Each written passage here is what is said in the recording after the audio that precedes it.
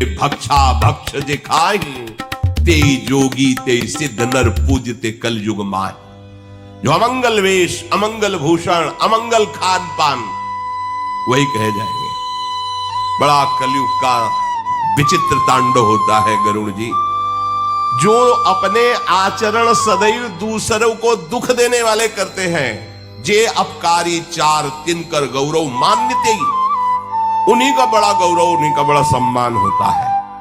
मन वच कर्म लबार ते बक्ता कलिकालम, कागभूषण जी कह रहे हैं गरुड़ जी से कि मन और वचन और कर्म से विषयों में प्रीत रखने वाला और झूठ का बल रखने वाला जितना वाणी में प्रवीण कहा जाएगा वही वक्ता माना जाएगा। वक्ता का तात्पर्य है शास्त्र की बनाई हुई मार्ग से कभी इधर बिलग न जाए, या तो अपनी अनुभूति जो तस्मा शास्त्रम प्रमाणम, ये शास्त्र वचन, बस उतना ही। हमें ये नहीं कि हमें सब कुछ आता है, शास्त्र नहीं है हमें से, वो कभी अनुभूति वाली बात नहीं। भले बात पूरी तुम्हें कंठस्थ है, लेकिन शास्त्र सामने रखना हो अनिवार्य है। ये हम गुरुजनों की बात करें कि जैसे चतुराशी जी का गायन कर रहे हैं और हाथ में चतुराशी जी नहीं लिए बैठे हुए हैं, क्यों चतुराशी जी सामने क्यों? ये कंठस्थ है तो क्या हुआ, सामने उसको रखो, दर्शन करते हुए जो पद है उसको, भले कंठस्थ है पर आप सामने रखिए।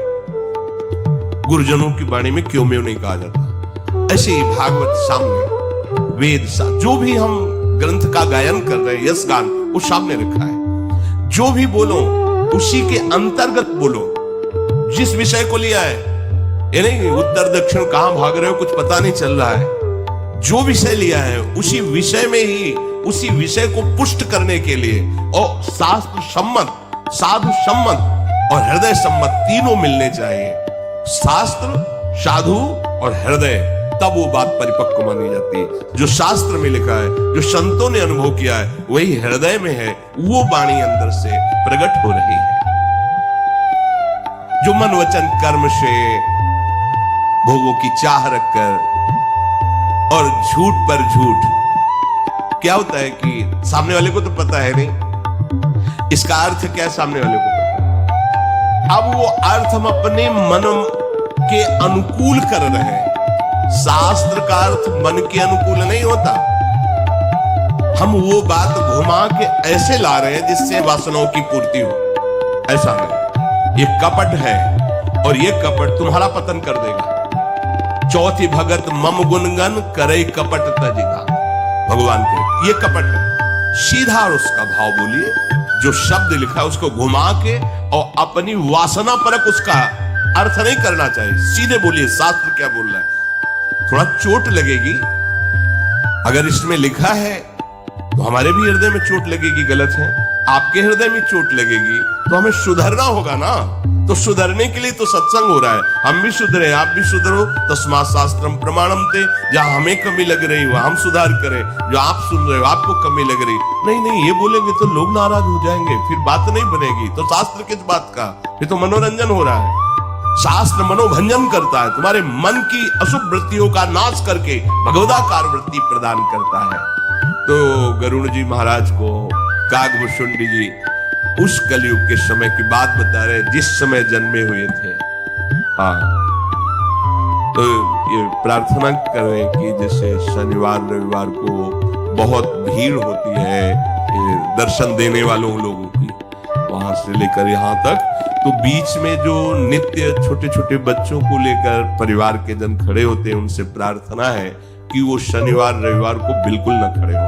आज मुझे भी बहुत ऐसा लगा कि छोटे छोटे बच्चे जिनसे हम राधे राधे करते हैं रास्ते में, वो इतनी भीड़ थी कि हम बार बार लौट के देख रहे थे कि सुरक्षित अपने माता पिता के हाथ में है कि नहीं तो भीड़, नौजवान लोग बाहर से आते हैं राधे राधे ही सही, पर ऐसा जोशीला स्वरूप प्रकट करते हैं कि कहीं वो बच्चा गिर गया और तो फिर बड़ा असहनीय हो जाएगा।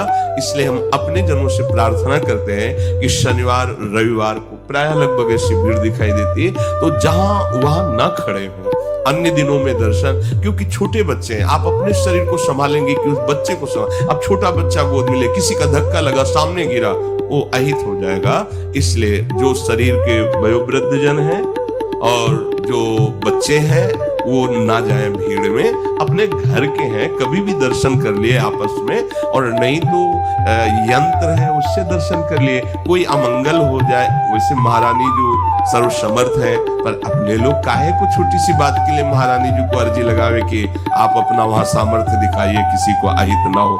अब हमारे ही चित्त में छू हो रहा था, वो बच्चा जैसे दंडवत, ऐसे 50 लोग दौड़ रहे हैं, अब नौजवान है, वो तो रात भर चल के आए, तो उनको लगता है जय बार दर्शन कर लें, एक बार, दो बार, तीन, तो धक्का अच्छा नहीं, पर नहीं मानेंगे, वो नहीं मानेंगे। अपने लोग सत्संगी हैं, वयोवृद्ध शरीर और छोटे बच्चे, ये प्राय भीड़ में ना खड़े हो। जिन दिन ज्यादा भीड़ है, कोई उत्सव है, वहां मत खड़े होइएगा, क्योंकि ये शरीर भगवत प्राप्ति के लिए है। कोई अंग भंग हो जाए, कोई हानि हो जाए, फिर हमें अच्छा नहीं लगेगा, फिर आना जाना हमारा मतलब बाधित हो जाएगा। किसी को कष्ट हो, हम ऐसी जगह क्यों जाएंगे? इसलिए आप सावधान। और ये प्रार्थना करें कि हम लोग जितने सेवादार हैं सब आपके ही दास हैं, आपकी सेवा के लिए हैं। अगर आप हमारी बातें नहीं मानोगे, वहां जैसे रोक रहे हैं, जबरदस्ती करोगे, तो हम आपको कैसे फिर सुविधा दे पाएंगे? अब जान रहे आप कितनी छोटी जगह है। अच्छा, यहाँ किसी से कुछ मांगने जांचने वाला विषय है नहीं, हमारी श्री जी के द्वारा। अब हमसे ये कहो कि तो व्यवस्था करो, देखो भाई, हमें परपंच हमसे नहीं होने वाला। श्री जी ने कर दिया, जितनी व्यवस्था है उतनी में बैठ लो। अब इतने में कितने लोग? 4-5 हजार लोग आते हैं, 4-5 हजार में 50 लोग अंदर किए गए, तो जो बाहरी बचे वो तो गाली ही देंगे ना, मन में सोचेंगे कि बाबा जी इनको क्यों बैठा लिया, हमें क्यों? हमारे पास जगह नहीं है। आप खुद देख लो, व्यवस्था नहीं है। एकांतिक जहां केवल 15 आदमी बैठ सकते हैं, वो भी जबरदस्ती। कितने बैच आप एकांतिक में रखोगे? अब किडनी पेशेंट ये शरीर है, इसको हम ज्यादा देर ऐसे बैठा ले रहते हैं, पूरे दिन भर पड़े रहते हैं, बुखार आता है, क्योंकि उसको वजन पड़ेगा ना ज्यादा।